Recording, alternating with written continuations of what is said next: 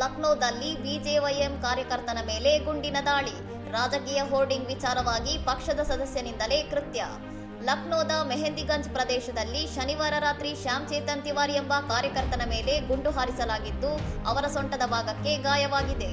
ಗಾಯಾಳುವನ್ನು ತಕ್ಷಣವೇ ಟ್ರಾಮಾ ಸೆಂಟರ್ಗೆ ದಾಖಲಿಸಲಾಗಿದ್ದು, ಸದ್ಯ ಅವರು ವೈದ್ಯರ ಮೇಲ್ವಿಚಾರಣೆಯಲ್ಲಿ ಚಿಕಿತ್ಸೆ ಪಡೆಯುತ್ತಿದ್ದಾರೆ.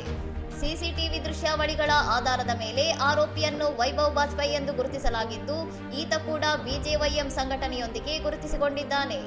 ರಾಜಕೀಯ ಹೋರ್ಡಿಂಗ್ಗಳನ್ನು ಅಳವಡಿಸುವ ವಿಚಾರದಲ್ಲಿ ಉಂಟಾದ ವಿವಾದವೇ ಈ ದಾಳಿಗೆ ಕಾರಣ ಎಂದು ಪ್ರಾಥಮಿಕ ತನಿಖೆಯಿಂದ ತಿಳಿದುಬಂದಿದ್ದು, ಕೃತ್ಯಕ್ಕೆ ಬಳಸಿದ ಅಕ್ರಮ ಬಂದೂಕನ್ನು ಪೊಲೀಸರು ವಶಪಡಿಸಿಕೊಂಡಿದ್ದಾರೆ.